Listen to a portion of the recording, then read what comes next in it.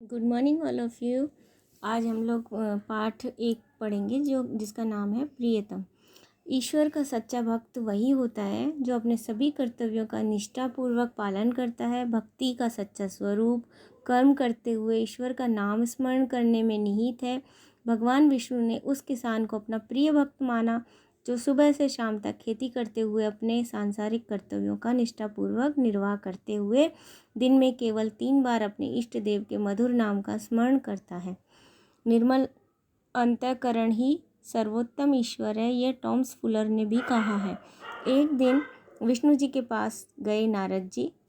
पूछा, मृत्यु लोक में कौन है पुण्य श्लोक भक्त तुम्हारा प्रधान? मतलब सबसे प्रधान, मतलब सबसे प्यारा कौन है आपको? मृत्युलोक मतलब जो धरती है, धरती पर कौन है ऐसा व्यक्ति जो आपको बहुत ज़्यादा प्रिय है, सबसे ज़्यादा अच्छा आपको वो लगता है?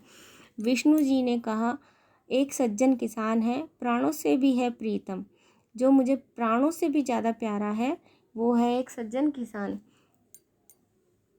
उसकी परीक्षा लूँगा। हंसे विष्णु सुनकर यह कहा कि ले लो, ले सकते हो।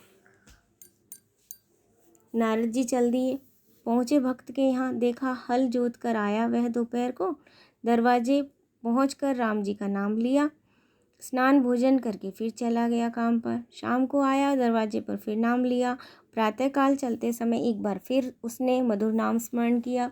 बस केवल 3 बार नारद चकरा गए, किंतु भगवान को किसान ही है याद आया। गए विष्णु लोक।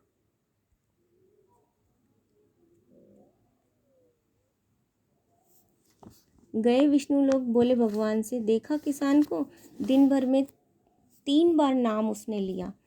बोले विष्णु भगवान बोले, नारद जी, अब आवश्यक दूसरा काम, एक काम आया है, तुम्हें छोड़कर कोई और नहीं कर सकता है।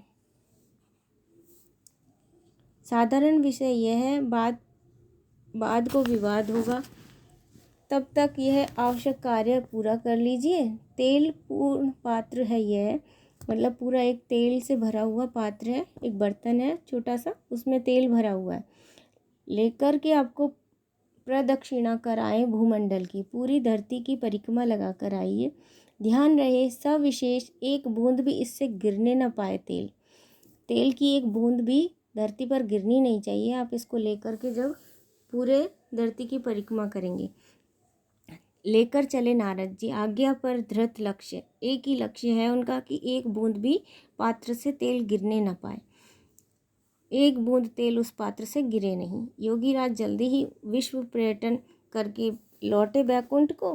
तेल एक बूंद भी उस पात्र से गिरा नहीं। उल्लास मन में भरा था। वो बहुत खुश थे कि एक बूंद भी, मैंने जैसा उन्होंने मुझे विष्णु भगवान ने आज्ञा दी कि एक बूंद भी गिरना नहीं चाहिए, और मैंने नहीं गिराया है। यह सोचकर तेल का रहस्य एक अवगत होगा नया। उन्होंने सोचा कि मैंने तेल न गिरने देने की वजह से एक नया रहस्य पता चलेगा कि तेल न गिरने से क्या होगा। नारद को देखकर विष्णु भगवान ने बैठाया, स्नेह से प्यार से अपने पास बिठाया और कहा, यह उत्तर तुम्हारा यही आ गया, बतलाओ। पात्र लेकर जाते समय कितनी बार नाम इष्ट का लिया? एक बार भी नहीं। शंकित हृदय से कहा नारद ने विष्णु से, काम तुम्हारा ही था, ध्यान उसी में लगा रहा। विष्णु भगवान से उन्होंने कहा कि आपका दिया हुआ कार्य पूर्ण करना मेरा लक्ष्य था, कि ये कार्य मुझे करना है और इस कार्य को पूर्ण करने के बीच में कोई बाधा नहीं आनी चाहिए, तेल गिरना नहीं चाहिए, ध्यान इसलिए उसमें ही लगा हुआ था। नाम फिर क्या लेता? और विष्णु ने कहा, नारद, उस किसान का भी काम मेरा दिया हुआ ही है। उत्तरदायित्व कई लादे हैं एक साथ, सबको निभाता है और काम करता हुआ नाम भी वह मेरा लेता है। इसी से है वह प्रीतम। नारद लज्जित हुए, कहा, यह सत्य है? नारद भगवान को कह रहे हैं कि मैं आपको इतने पूरे दिन आपकी माला करता हूँ, आपकी सारा दिन आपका नाम लेता हूँ, लेकिन फिर भी मैं आपका प्रिय नहीं हूँ। वो आपका प्रिय है, तो थोड़ी सी जलन भाव भी है इसमें। जब किसान के बारे में वो बताते हैं कि उसको भी पूरे दायित्व दिए हुए हैं, वो अपना परिवार का भरण पोषण करता है, खेती का कार्य करता है, लेकिन उसके बावजूद भी, वो इतना व्यस्त होने के बाद भी, वो 3 टाइम पूरा नियम से मेरा नाम लेता है, मुझे याद करता है, मुझे धन्यवाद करता है, तभी इसीलिए वह मेरा प्रियतम है।